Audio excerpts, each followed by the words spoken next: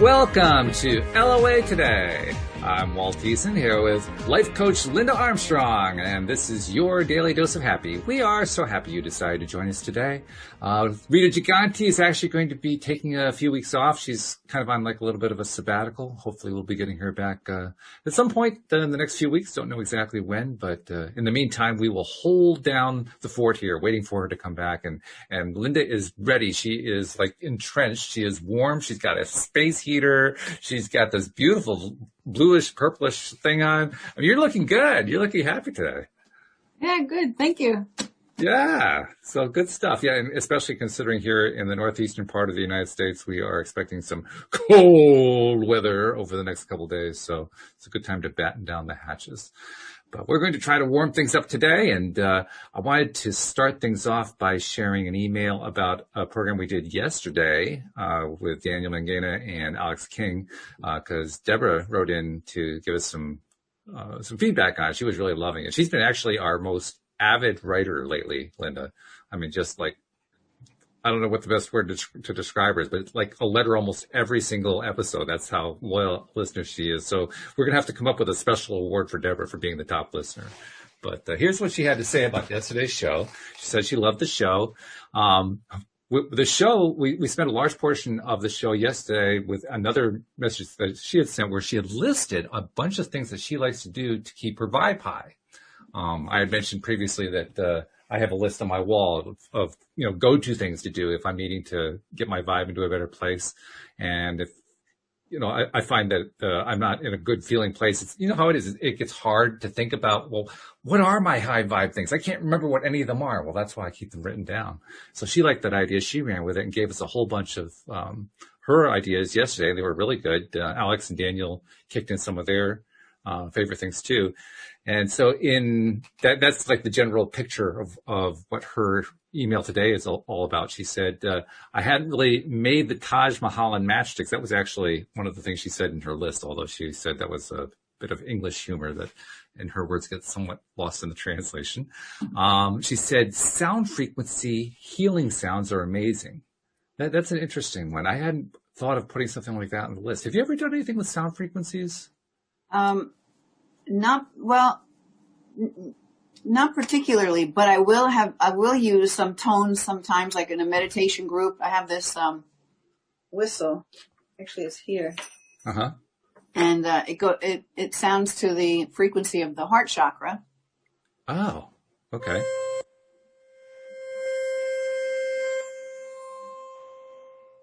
So I know that when I would, and I'll use it throughout the meditation every now and then. And I know that the people afterward will say, wow, when you did that tone, I felt this expansion, or they felt something shift in their energy. Wow. When I would use that tone. Okay. And then, of course, I don't have it next to me right now. There's tuning forks with different frequencies, right? True, and so, yeah. Like I have one that's to the frequency that will zap your crystals clear to their like normal perfect state. Mm-hmm. And, that sound, it does do something. That's why music does something to you too, it's all vibration, right? Yeah. So this, let me see if it says it here. I need my glasses. I forget what the frequency of the heart is. I don't remember, but it probably says it on this thing. You got a ton of crystals hanging there. Oh, there's another thing with tone. Got some bells. Yeah. Why can't I remember what the frequency is? Hold on. 528. 528 hertz. Okay. Yeah. So that, and it does make that difference, Then I have, even these types of bells, you can get them for different tones. Mm-hmm. Like I'll clear the energy in a space by using these tones, or with the crystals I use the other. Yeah. But I can't say that I've used it to shift my vibe. But that's a good idea. It is a good idea. Actually, when I first was reading it and then read it here on the show, I thought about what they call singing bowls. Where you get the tone going and just kind of carries and carries and carries. Yeah, I got one of those right over there. You do? Okay. So yeah, well, it's a cool idea for adding to a list. That's good. She goes on to say, she just had to say how she loved the way Alex looked yesterday. Alex was looking good. Alex has been dealing with, her medical issues lately, and she was looking very good yesterday. So that was really, really good to see. And she also said that Alex made a good point about journaling the gratitude, especially when we're not feeling it, because I guess that's when it's most needed, which was the point Alex made yesterday. That's a really good point. I don't know about you. I'm not much of a journaler, but I do know any kind of process that I do, the most important time to do it is when I need it, when I'm really needing it, and just do it like, 2 or 3 times over. Lately, one of the things I've been doing, I have a few things I do every day, but one of the things I've been doing is I've been repeating an affirmation. And I'm not normally an affirmation guy, but I've been repeating the affirmation, I love me, I love me. And I was doing it today, and I was getting high doing it. It was pretty crazy. I had never gotten that experience with it before, but it's important to do these things at all times, but especially when we really, really need them. But you know what you find is that you'll go through them, like all of the things you've said, I've done them. And then I've not done them, and then I've done them, and it's like whatever you kind of get called to. And it's funny because I wasn't consciously thinking of anything in particular, but as you're speaking about this, I'm like, oh yeah, I used to always do that. Oh yes, and I did that, and I didn't do it, and I did it, and I didn't do it. So I think that you just kind of trust, as long as you're open to it, what is there that's there for you. Doesn't mean you have to do it all the time. That's why some people are like, I don't want to start that affirmation stuff because they can't see themselves fitting it into their life for the rest of their life. Like as if a lot of these things that we hear about are things you have to do, but they're not. You pick and choose as you feel drawn to them. And then when you're and I'm finding like when you're in that world, there's so many tools I know about, but I don't use them all. But I will go to a tool when I'm drawn to go to a tool. Mm-hmm. You know what I mean? Like some crystals I may not have been using for a while, then suddenly I feel like I have to start using that and I have to start carrying it with me everywhere I go. It's like, and then I feel bad. I'm like, oh, sorry, I was neglecting you, like to my crystal, But you're never neglecting a crystal because as long as you have a connection to it, that energy is always with you. And sometimes we're drawn to it. That's why sometimes, people want to carry rose quartz or something because they're just, here's a little thing, carved hearts, right? Oh, okay. Rose quartz. Because they're just feeling that they need that vibration. So they're drawn to that one to hang out with them, Right. Yeah. Okay. And then to finish off Deborah's email, hold on, wait. So I don't know if I was clear. So I just want to make it clear to people. Like, if you go through that whole list, it's not like these are things you must do to feel good. It's like you have so many options to just trust yourself to what will work for you. And then if you feel it doesn't work anymore, find another one or it'll just show up for you.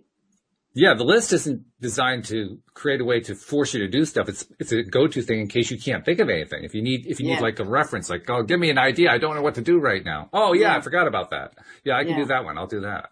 And to trust yourself that so what, this one worked for like 10 people, and you're like, it doesn't draw my, I don't like it. Right? Mm-hmm. But they're even afraid to say I don't like it because it worked for those people. Yeah, so it doesn't matter. There's like no conditions or no right way. You just like, oh wow, it's great to have this list because if I get kind of stuck, I don't know what to do to help myself. Then I can look and see which of these is calling to me. Exactly. Yeah. Interesting thing along that line too. On those occasions, and I'm really pleased to say it doesn't happen very often anymore, which means I've been really successful in working on my own vibration. But on those occasions where it does happen, the way you said it was, which one is calling to you? I find it's the first one I look at on the list. I look at the list and my eye is just drawn to the one that I need to do. I don't even have to go reading through the list. It's right there. It bounces out at me. That reminds me of those things you'll see sometimes like on social media somewhere. And it has all the words and it says, what word pops out at you first? And there's a million words in there. Right? Exactly. It's kind of fun, Yeah. So anyway, finishing Deborah's email, she says, great to hear that Daniel's doing the Taya boot camp. He's doing David Strickle's program. And she is eager to hear his progress. She's sure it will be amazing. I agree. We had quite a conversation about that yesterday, too. She says she's doing the Taya Money Mindset course now. Good for you, Deborah. And thinking the boot camp is next on her list. Good. And see that there's another LOA Today listener on the course with her. Oh, very cool. Okay. So you had a little bit of a community going on there. So that's good. And he also mentioned how powerful Dan's money game is. Yes. Oh, that was fun. I got to tell you this story, Linda. I told it yesterday, but I'll tell it to you today. I don't know if you're familiar with Daniel's ebook, The Money Game. It's essentially a series of steps to just incrementally attract more and more money into your life, starting with a very, very small nominal amount, and you just kind of edge it up over time. Basically, there are 3 phases. Each phase, you're trying to attract attract money 5 different times. This is just out of thin air money, not money that you're playing any active role in going to acquire. It just kind of shows up out of thin air.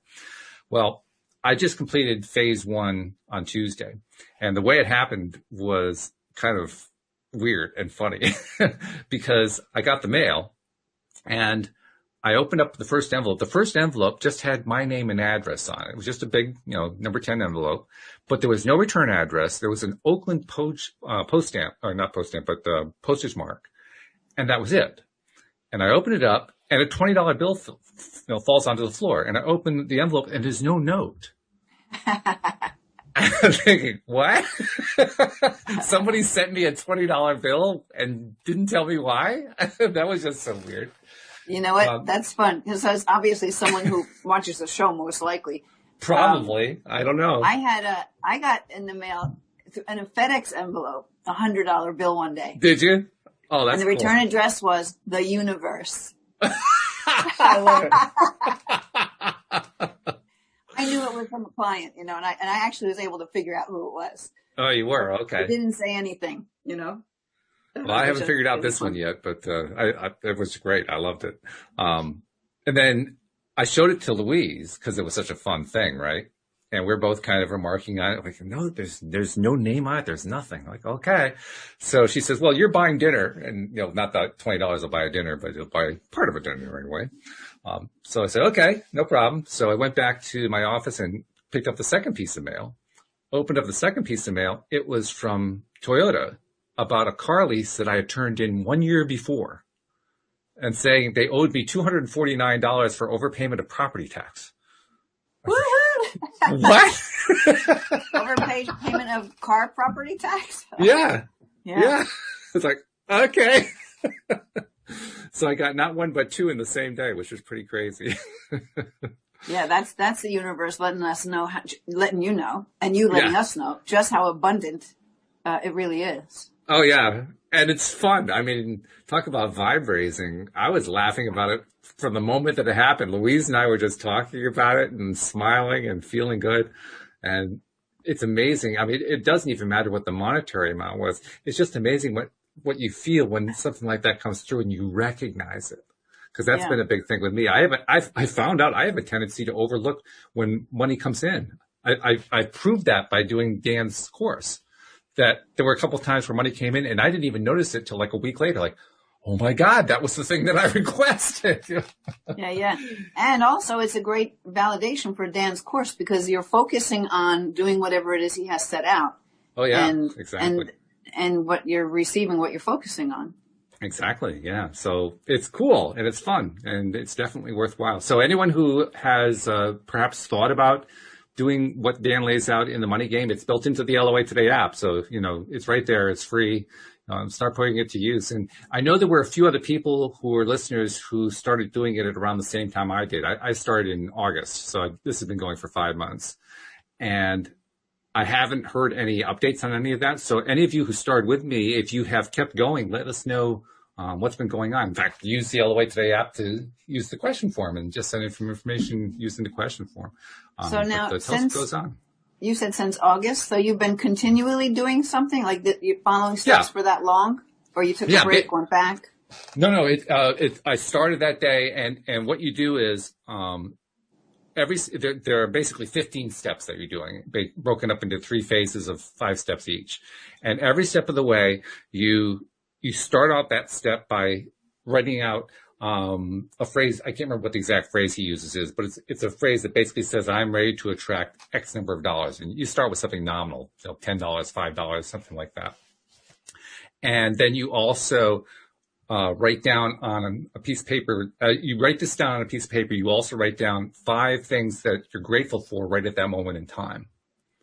and then you fold up the piece of paper and I throw it in the trash, but you put it somewhere where you'll never going to look at it again. And then it comes through at some point, you recognize it, and then you take it in the first phase, you take whatever amount that came in, because the way you write the note out is, let's say it's $5. Well, it's $5 or more. So if whatever amount you got that was $5 or more, you take that new number, that becomes your new edge. That's what Dan calls it, your edge. So that's how far your belief system has grown, is the way he's looking at it. And that edge, plus maybe a little tiny bit more, becomes your new number 2 thing to request. So next time you write on a piece of paper, I am now requesting this new amount, $10 or whatever it is. And then here are the 5 things that I'm grateful for today. And you just keep doing this every single time that money comes in to validate what you requested the last time. So over time, you're building your edge up, and you're building up your belief system. And then in phase 2, the only difference between phase 1 and phase 2, each time that you set a new edge, you add 20%. So you're kind of pushing the limits a little bit, building up your belief structure even faster. And are you on phase 2, or are you on? I just started phase 2. So right now my edge would be $300. That's what the next amount is that has to come in. All right, cool. Yeah. You know what I was going to say? One thing that might be fun to do, and you can do it or not do it, or anyone else who might be doing this. A lot of times, especially in meditation groups, I would get this paper, right? And they call it magic paper. Like you light it and it goes, and it just disappears. Yeah. Right. Yeah. Okay. Yeah. So we would write. Paper. Yeah, we would write what in present time, what the desire is, right? And then burn it and give it to the universe. Mm-hmm. Sure. So maybe instead of putting it in the trash can, because it's like trash can, maybe you can just burn it to the universe. Sure. Yeah. I could order some touch paper. Yeah. Outside, and just like give it, like I'll do that a lot of times. I'll go outside, I'll burn, or even if you want to get rid of an energy and you don't know, you feel like you can't let go of something. Write it down and then give it to the universe. Like burn it however you want to burn it, like as long as it's safe. Right. Don't go burning down your house or anything. We want to avoid that, yeah. It just adds a little more ceremony to it. It kind of, I feel like maybe it locks it in a little bit more because you're actually doing an activity out of it. I don't know. Just I wanted to share that for fun. It's going to be a little bit higher vibe too, just because it's fun. You set the touch paper off and go, and it just kind of disappears in this flame, and it's because you're like, where did it go? It went into the universe. Yeah. So that's a good idea. I like that. I mean, I've never really had a negative attachment to putting it in the trash can, so that's why I didn't really worry about that. No, it doesn't matter. Yeah, no, I'm just thinking of like another fun way of doing something for. Yeah, I like that. That's cool. Maybe I'll order some touch paper after we're done here, because that's a cool idea. Yeah, I should get some more. I don't know what happened to it. It's fun. It is fun for people of all ages. The nice thing about touch paper too, it's safe. It's not like you're in danger when you light a flame to it. It disintegrates so quickly you can't really burn yourself. So it's not a dangerous thing to do, which is reassuring. Yeah, it's fun. So good. Okay, that was a good idea. Where are we? What are we up to? Well, we finished up Deborah's email, so I just wanted to say thank you to Deborah for sending in the email. And by the way, feel free to all of our other listeners. This is like our way of encouraging people. Send in your email. Send in a question if you'd like us to address a question. Just because Rita's on sabbatical doesn't mean Linda and I can't try to answer questions. I mean, Linda's a pretty good energy and life coach, so take advantage of that. And it's also valid for all of our other coaches and co-hosts who are on the show. All of them are now listed, and they have just been updated on the app. So take advantage and send in a question, or just send in some comments, and we'll make it part of the conversation here. Because, hey, we love hearing from listeners. It's fun. Yeah, and you know what? So Rita's been tapping in that way for longer than we have, put it that way, right? And I've been tapping in that way longer than you have. But but all of us can do it. Everybody can. Everybody can. And the thing with the way that the energies are changing on the planet, you know it. How many times do you know something's going to happen, or you think of someone, the next thing you know, they call you the next day, or you say something and the other person's like, I was just going to say that, right? I mean, I can't even count them. It happens so much where you just know something. So now when I get a thought, I'm like, okay, that's probably going to show up either today or tomorrow. Like, why did that pop in my head out of nowhere? you know? Mm-hmm. Yep. And I think that maybe it's happening a lot too because I'm putting my attention on it by having fun with it. Because when those things happen, that raises your vibe. When you Absolutely. notice a synchronicity and you're like, whoa, and you actually realize that it's not by chance, it starts to empower you even more to realize that we all have this psychic ability. Yeah, yeah. Well, actually, yesterday, Louise and I decided we were going to watch an old movie, The Celestine Prophecy, based on the book. And we have the DVD, and after we watched the movie, they had one of those special features things. So we watched the special features, and in the special features, one of the actresses who played one of the roles in the movie, she was talking about how she and another actress had been talking about something. And as they were talking about, there was a radio playing, and the announcer talked about the same thing they were just talking about. And they remarked on how he had just said the same thing that they were saying. And they said, wouldn't it be cool if that happened all the time? And the announcer says, so for those of you who want this to happen all the time, I mean, literally, they were getting that kind of feedback from this guy who's talking to them on the radio. So, yeah, I love it. There it is again. I love it. So I just picked a card. Oh, okay. Divine timing. There we go. Yeah, that's exactly what we're talking about. I chose it. I don't know if you saw me. I was shuffling. I chose it while you were speaking that story. So I'll read it to you. It says, divine timing. Life is always unfolding in perfect time, space, sequence. So angel wisdom is encouraging you to move into a state of trust, knowing that good things are always unfolding for you. You may find yourself feeling impatient and unsettled, but instead of letting your ego and imagination pull you into the downward spiral, because that's what it will do, trust that your prayers are being answered and your plans are coming to fruition in a way that is meeting your needs rather than your wants. Because it's like, I want this to happen by this date, but maybe it doesn't need to happen then, but because there's more that's going to unfold before it actually happens, right? So it says you may feel that your prayers aren't being answered or that your hopes aren't being realized, but you must know that the universe and your angels are always working towards the highest good and the outcome that will best serve you. So when this card appears, trust in the process. So there's another part of it, but maybe that's also trust in what we're talking about right now, in that we all have this ability to know.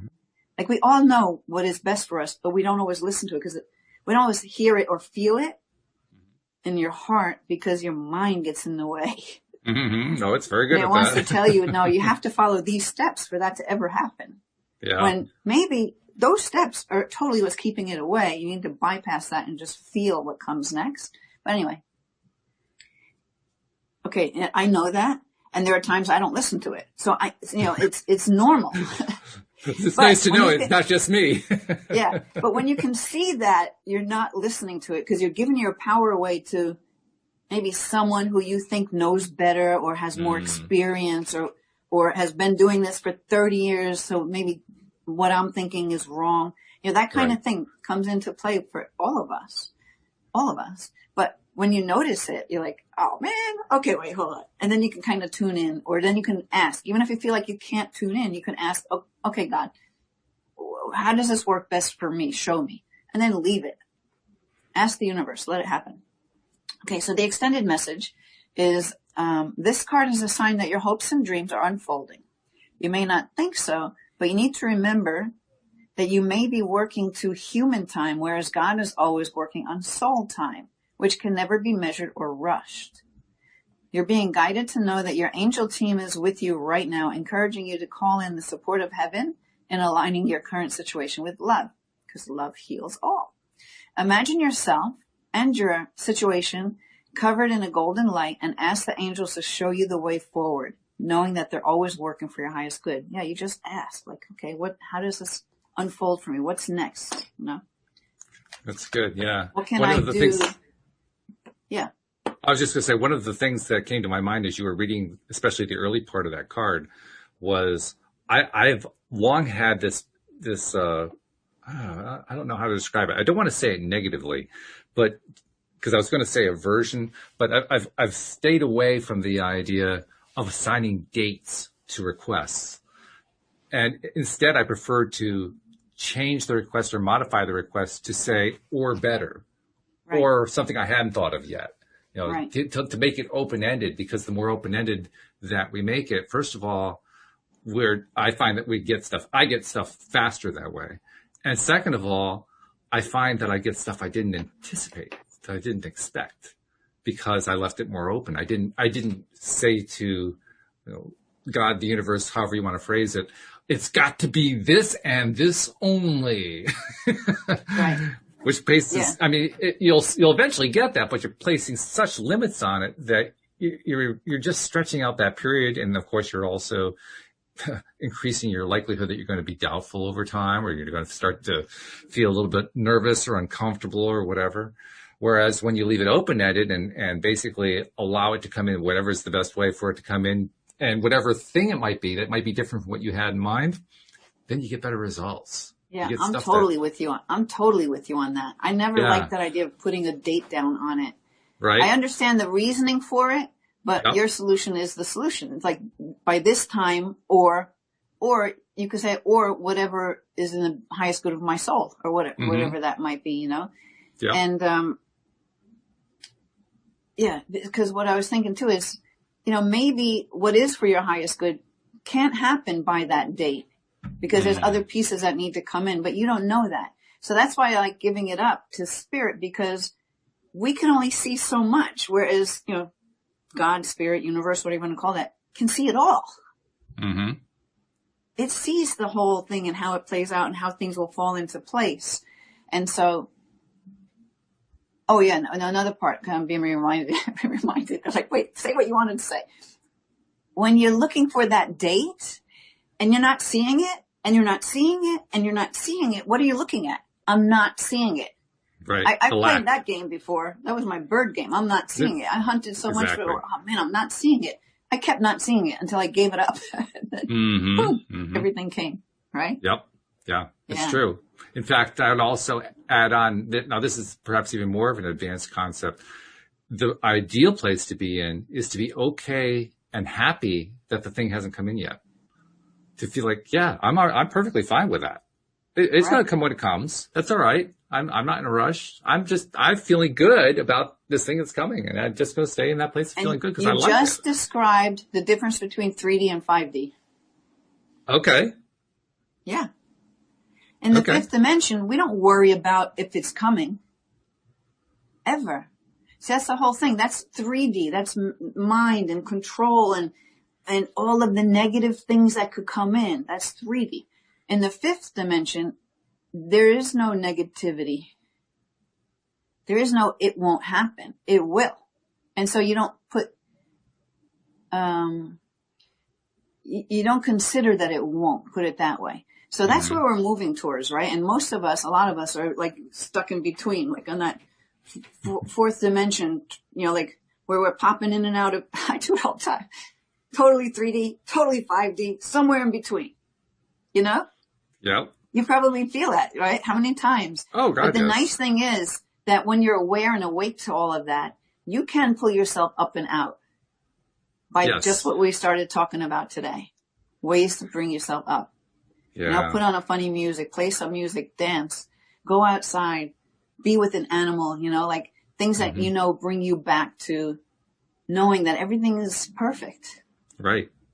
Yeah. No, that's absolutely true. In fact, the thing that I love about this approach is because it's all about just feeling good, regardless of whether it's here or not, doesn't make any difference.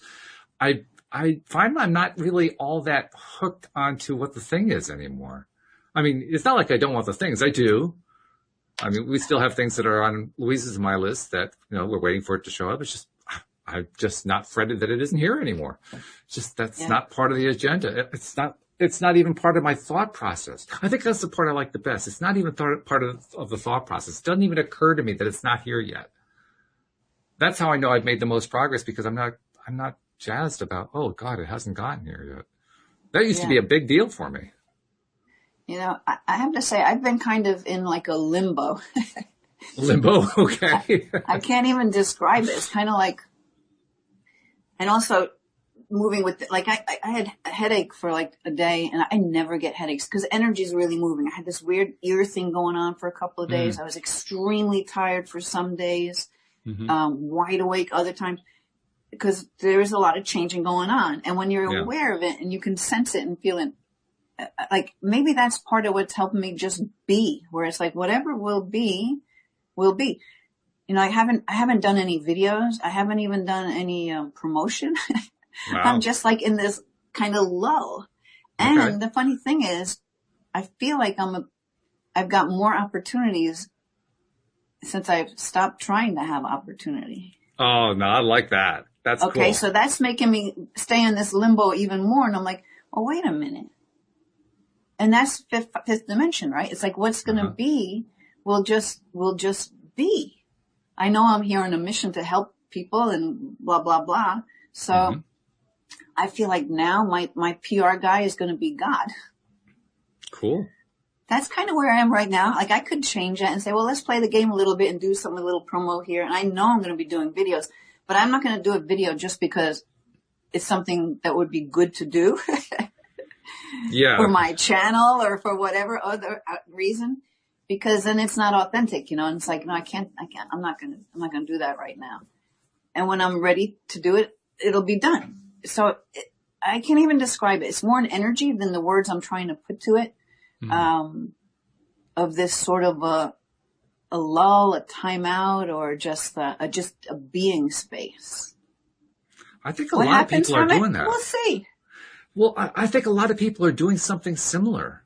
I mean, well, we already talked about Rita's taking a few weeks off. She's going to kind of being on a sabbatical. Cindy Chavez is doing the same thing. I've got somebody new sitting in her spot for a while until she gets back. And then actually when she gets back, we'll probably be doing 3 like you and I and Rita do on Fridays. I think a lot of people are doing this kind of thing. They're just taking advantage of the fact that we're in this kind of unusual time that, you know, COVID is still raging and all that. And people are dealing with a variety of real world problems. And they're saying, you know, I'm just going to step back. I've been so deeply involved in all this crap that I'm not really happy about being involved with. I'm just going to step back and rebalance and, you know, take a breath. I think that's what's happening. Yeah. And that's good. It's a very good, basically what you're talking about there, what we're talking about is a form of meditation, that they're just clearing the decks. They're clearing the mind. Yeah. And I think it's probably happening more for people who are on the journey already, you know, that can sense the energies. Yeah. So they're kind of flowing with that and maybe just finding more trust for there's a higher knowing than what we think we know. I don't know. I don't know. I really don't know. Well, plus also nice things happen as a result. Like I mentioned, we have somebody who's now sitting in on Wednesdays for Cindy. Her name is Monique Scott. We met her about 2 weeks ago. And Monique is fabulous. Absolutely fabulous. So what I could have done when Cindy said she wanted to take some time, I could have gone, oh, God, Cindy's going to be gone. But I didn't do that. Now, I have to admit there is a little bit of a part of the story that I'm not telling, so I'll tell that part now. A few days, let's see, let's give you the chronological order. Monique came on the show about 15 days ago. A couple days after that, I shared with her the links. I always do that whenever we have a guest on the show. Share the links so that she could use it whatever she wanted to do with it. And then she wrote back saying, if you ever need me to come onto the show again, let me know. I said, sure, I'll put you onto my guest list. I always have, you know, people who I can draw upon in case there's a unexpected absence or something. And she said, and if there's ever an opening for a co-host, I'd like that too. And then 2 days later, Cindy says she wants to take a sabbatical. So I was already feeling pretty good. Like, oh, well, I already know who I can ask because I really connected nicely with Monique.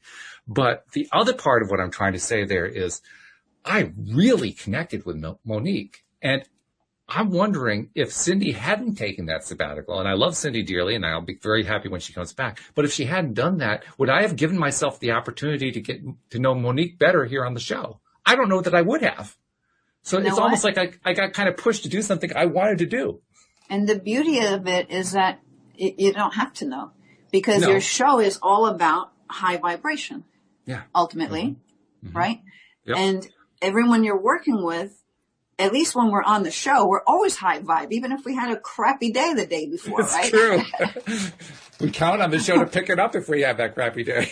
We're always going to be, no matter what, we're high vibe. I think everybody could probably see that, right? So it's like what I wrote down as you were saying that was everything was already set up because the energy already exists for what you need to come. Yeah. Right? Yeah. Yeah. That's something I did learn fairly early on in the process of doing this show. Because, well, I started off, Louise and I did the first couple episodes together, and then I had a list of guests that I brought in to interview for the next 2 or 3 months. And then I stopped for about a 6-month period. And then I started doing the show again with, let's see, who did I do it with first? I guess it was with my sister-in-law, Iona. And then shortly after that, she needed to go off and do something else. And I contacted one of those interviewees, who was Joel Elston, who obviously was on the show for quite some time. And from that point onward, I found that every single time that I needed the next co-host, they just appeared right there at the moment that I needed them. Like, for instance, after Joel had been on for about, I think it was 3-4 years, something like that, he needed to take a step back, and instantly David Bartkey showed up. And then David stayed for a few months, and then he left just around the time when I was thinking, I really want to expand this. At that point, I was doing it as a weekly, once a week. And I wanted to expand it to doing like daily. In fact, I wanted to do it twice a day, which is what I did for about 1.5 years. But I didn't know who I would get to do all the days, because Joel was coming back, but he couldn't do it more than once a week. David couldn't do it that often. In fact, he wanted to go off and do other stuff. So I just kind of put it out there, and I just put out a couple quick feelers, and bang, I got 3 instant co-hosts: Cindy, Wendy Dillard, who was on for about almost a year, and Tom Wells, who was on for about 1.5 years, all on the same day. I mean, they all showed up on the same day. Yeah. And it just kept going like that. So I've had a lot of co-hosts. There's been some churn there, I guess you could call it. But every single time that somebody needed to leave, somebody else was right there, and I didn't have to do anything. Right. It was so cool. So I've gotten used to that. So you just know that. That's just the way it is. Yeah. I mean, I remember when you came on, I can't remember who it was you were replacing, but I remember it was right after we had done our joint book. We had like 40 of us who did this book about manifestations. And the first person that came to mind was you. So I sent out a message to you, and you instantly got back saying something that most people said, yeah, I've been thinking about doing a podcast. Everybody who has come on has said the same thing. I've thought about doing a podcast. I mean, it was perfect. Yeah. Absolutely perfect. Yeah. Yeah, it was. Oh, it's amazing. It's amazing how this stuff works. Just amazing. I think the best part of the whole thing is, even though it's amazing and it's been going on for, well, this is now 8.5 years I've been doing this podcast, the amazement doesn't go away. Every single time a new piece of evidence pops up, a new example of how all this stuff works, it's amazing all over again. I don't know why that is, but it is. It just goes to illustrate what you're sharing. I guess. Yeah. Yeah. I mean, that's really what we want to get across to people, right? And here it's just happening for you. You're not really doing anything to make it happen. It's just happening. And sometimes I do things. I mean, it's not like I'm always just, couch potatoing, but it's not like I have to go work for it either. It's not like, God, I don't know what I'm going to do next. That never happens. That never happens.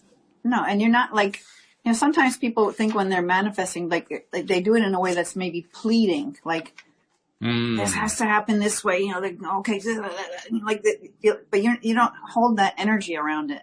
So that energy doesn't work.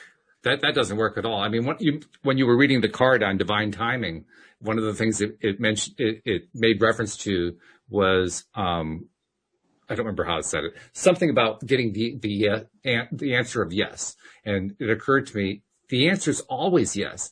The question is, what were you asking for? Because you may think you're asking for X, but your vibration says, no, I'm asking for Y. And Y is something I don't like all that much. I first heard that from T. Harv Eker. He's like, the universe knows one word. You know what it is? I love it. Yes. Whatever you say is a yes. Mm-hmm. So if you walk around all day saying, oh man, I'm so fat. I've done that. I'm so fat. Guess what? Oops. your weight goes up. I mean, it just does, right? So you can walk around saying, I'm so skinny. Yes. There you go. Okay. So anyway, I just pulled a card, number 16, rescue, but we got it upside down. I have no idea what it's going to say. Rescue inverted. All right. Let's see how it applies to us. But the card is generally about you are safe and secure and free to be yourself. So now in the reversed, it says, are you trying to rescue another? Do you believe your love can change someone or miraculously heal this person? Or are you waiting to be rescued? So whoever needs to hear this card, these are the questions. Do you believe that someone will sweep you off your feet and take away all your troubles? In reverse, the rescue card cautions you against romanticizing your situation right now. Look closely and see the reality as it is rather than the illusion of how you'd like it to be. This could be what we've been speaking about, right? Mm-hmm. You need to step back and rescue yourself. Trust that spirit will guide you and expose the illusion so that you may discern the difference between truth and fantasy. So the sentence I liked was, cautions you against romanticizing your situation right now. Look closely and see reality as it is rather than the illusion you'd like it to be. So that's like, too, sometimes when you lock it in as to how it has to be, like that's the illusion that it's got to happen in this way, or it has to be this person that I'm going to fall in love with, right? Right. That's why when I work with people on that thing, I'm like, don't attach a particular person to the desire to be in the relationship. Yeah. Because that one might not be for you. And then you're blocking out all the ones that are the potentials that are just right. So again, it gets back to like trusting instead of creating your own movie and thinking it has to be exactly as the movie script you wrote. Allow that wiggle room or plenty of room for spirit to come in and have it come as it would be. So we were just talking about that. So I'm taking it that way. I agree with you. Else come with you? Well, just to, first of all, to elaborate on that, the other way I look at it, saying exactly the same thing is, if I am like trying to attract a soulmate, okay, first thought that comes to my mind is there's not just one. People tend to think, oh, there's just the one soulmate, but no, there are probably millions of people who could be soulmates. It's just a question of which one comes along. So don't, when you restrict yourself to, it has to be that particular SP, you're basically saying, I know better than what the universe can deliver to me. You're like, oh, okay, really? Good luck with that one. Right. Yeah. That's a little dangerous. If you really want to go that way, feel free. You certainly can attract exactly what you scripted. It's just not always necessarily the best idea. You can actually get better if you kind of let go of that. And I can't remember, there was something at the end of that rang out to me, and I don't remember what the last part of that card said. Let me see if I can find it. Let me go back to that card. It was like the last sentence. There was something in that sentence, and I just don't remember what it was. And it says, trust that spirit will guide you to expose the illusion so that you may discern the difference between truth and fantasy. What's the sentence just before that? Look closely and see the reality as it is rather than the illusion of what you'd like it to be. Okay, yeah, so they basically talked about the same thing there. I'm not quite remembering what it was that I had in mind. I think it was like if you're locked into this idea of your fantasy, of your dream state, there's nothing wrong with being locked into it. The question that I always ask myself, though, is it really the one that feels good to me? Because I find very often I can easily lock into something that actually doesn't feel very good to me. It feels maybe okay or better than that horrible feeling I had before, but it doesn't necessarily feel good. So when I hear you reading that card, I'm thinking it's kind of a reminder. Don't go based on what you were feeling yesterday or even what you were feeling a moment ago. Go with what you're feeling right now. It's not necessarily the same feeling. Our feelings are bouncing all over the place, from moment to moment. So getting locked in is not the best thing. I think the important part about what you're saying is feeling it, not thinking it. But right. Oh, yeah. It. Yeah. Like what, if something feels if something feels off, then something's off, mm-hmm. So, and then you can ask too, like, all right, Spirit, show me what would feel right. What is that? If I'm not seeing it yet, what is that? Show it to me. I'm reminded of something that Cindy once told me in a story that she told. She told about how she, in her first marriage, it turned out to be a rather abusive marriage, and she stuck with the marriage longer than she should have. And what came out of it was her realization that early on she'd gotten a sign that said this was it. This was the marriage. This was the relationship. And what she had forgotten was that was a sign then.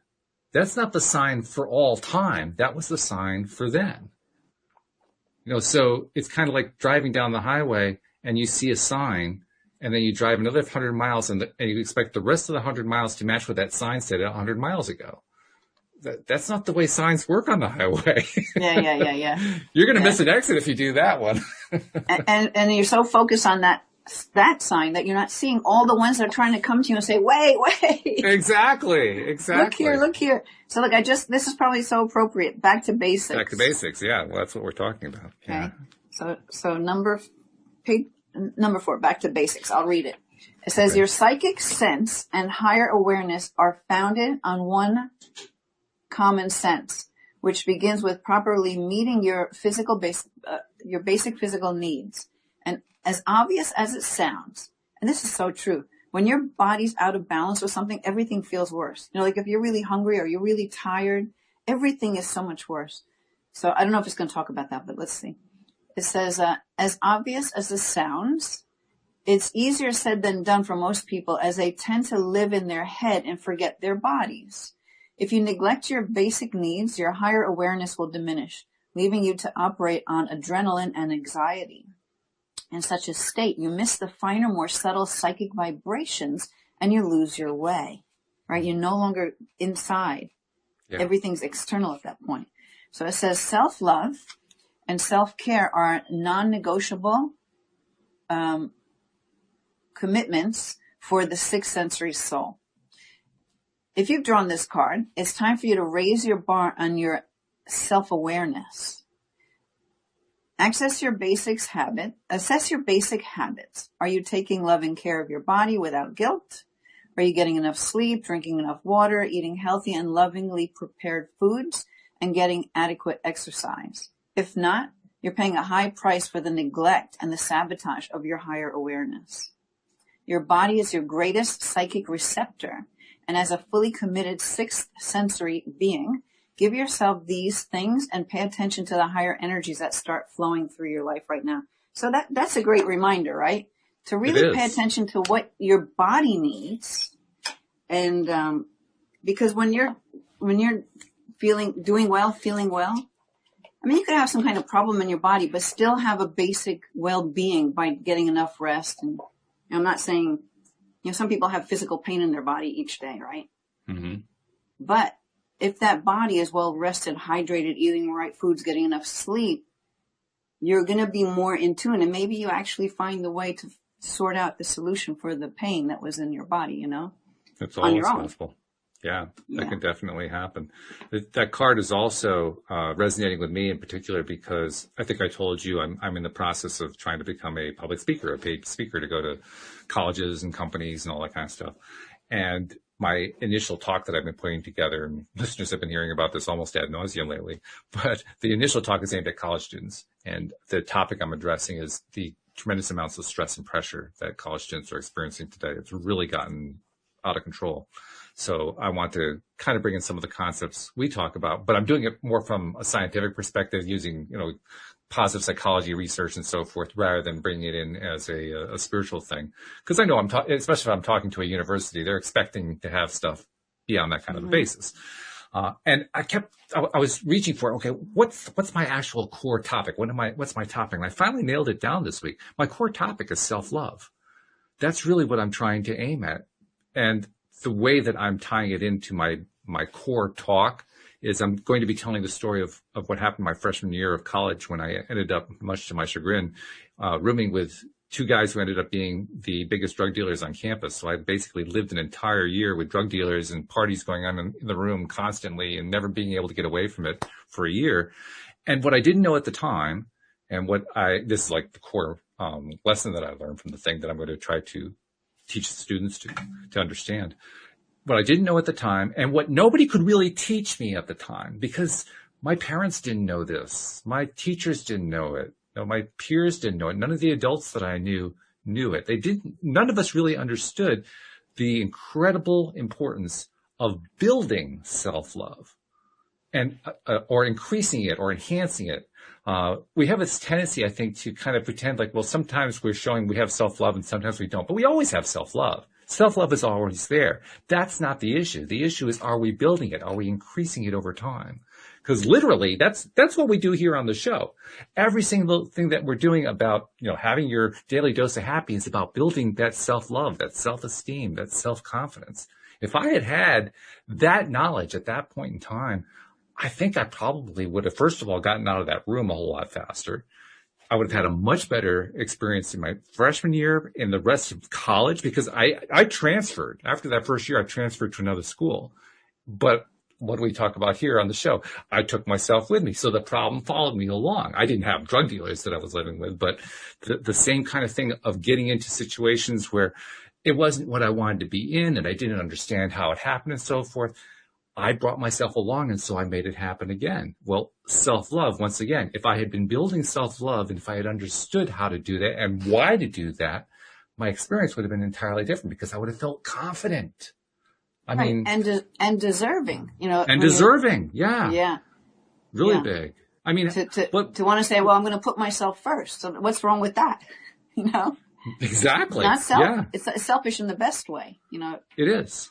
Yeah. I mean, what is it they say about relationships? Who are the people who are attractive? The ones who are attractive are the ones who give off this ooze of self-confidence. Where does the self-confidence come from? Self-love. Yeah. Somebody who goes out and makes $1 million with a huge idea. They plowed through regardless of what everybody else thought about it. Did they get there by having low self-esteem? No, it doesn't work that way. You got to have more self-love if you're going to get to a place where you're going to succeed in the business world. If you have a health situation, you're dealing with, some dread disease or a chronic condition. Are you going to climb out of that one with all the best doctors in the world if you don't improve your self-love? Not really. The situation you were in is partly because of your self-love at that time, the level that you had. Well, yeah. Yeah. Also patterns and programs, programs, because like you look at the battered woman and how many times do they get back in the same situation, right? Because it's an energy that they're familiar with, which is lacking self-love and knowing that they're deserving of so much better, right? Exactly. Yeah. And really, self-love is the core.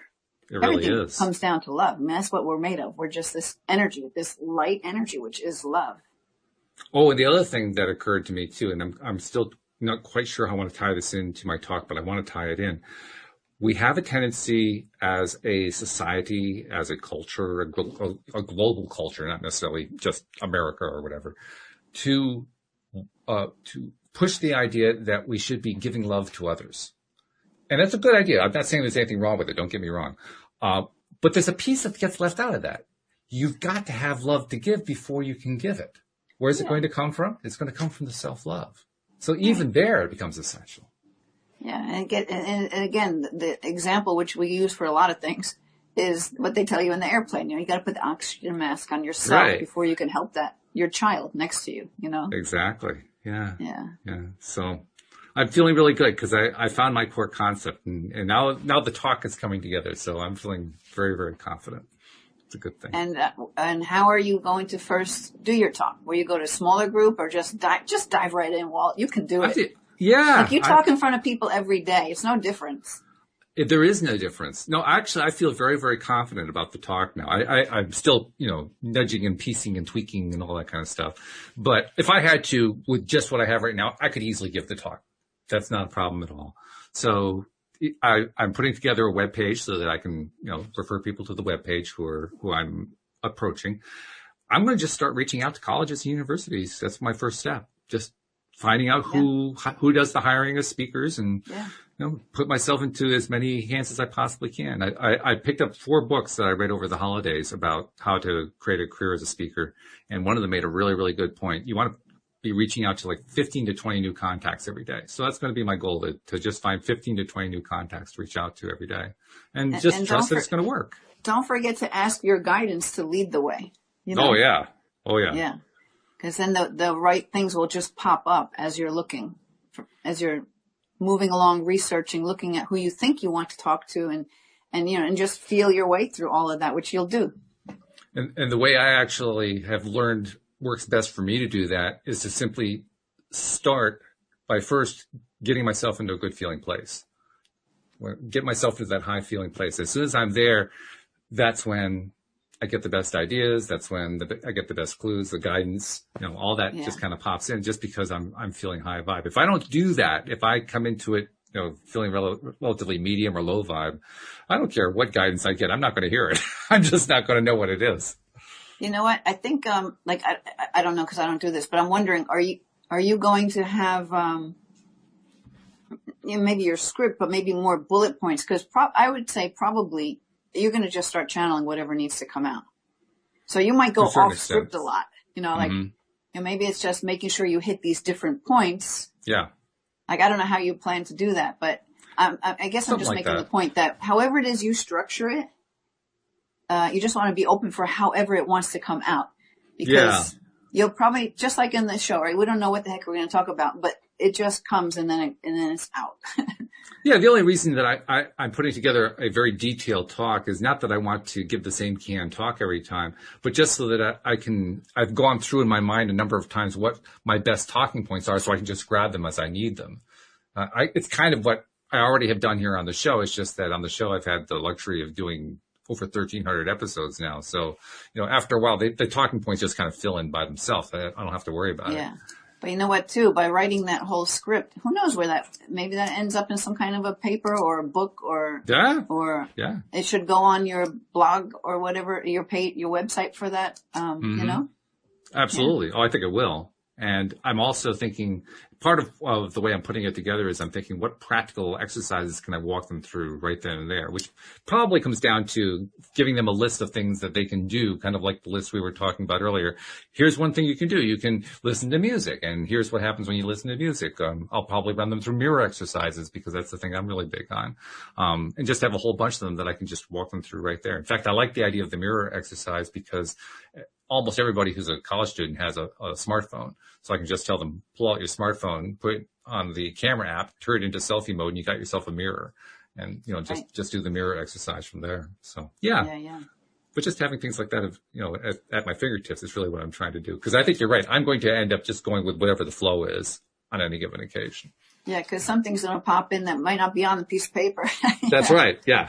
Exactly. And that's cool. I think that. I mean, that's the fun part. It is the fun part. That's why I keep coming back to do the podcast every week. I mean, it's a lot of fun. Yeah, it's good stuff. Oh, wow. So as usual, we have actually succeeded in building that daily dose of happy. I'm really feeling it. So thank you very much for helping me to get there. And I'm pretty sure that we got you there too. So that's a good thing. Oh, absolutely. Thank you. Yeah. Thank the listeners, because even though we're looking at each other, it's like we feel the people. Oh, yeah. Yeah. And that has built over time. I mean, we've had people. Oh, actually, we have a quick question. We got like a minute here. Maybe we can get a quick answer from you. Linda is asking, LYNDA is asking, how do you know if a telepathic warning sign is true? I'd say you just gotta feel it with your gut. If something's right or wrong for you, I don't even know if I would call it a warning. It's just you have to trust your inner knowing. Like sometimes you take a whole different ride home than you would normally do, and then you find out there was an accident or some major thing that happened there. So, and you just got to follow the inner knowing, because Spirit's going to lead you to all the right places. So I wouldn't even look at it like a warning. Maybe it's just like a guidance. So wait, go this way instead of that way. Okay. Yeah. So that's a good way to wrap things up. I don't know if that answered it, but I think it's a good answer. Yeah, it always comes down to you got to really feel what you know. Yeah, that's good. All right. Well, that's a good way to summarize the show today. So thank you very much. Looking forward to talking to you again next week. And I hope everybody has a great weekend. And we will see you all next time here on LOA Today. Goodbye, everybody.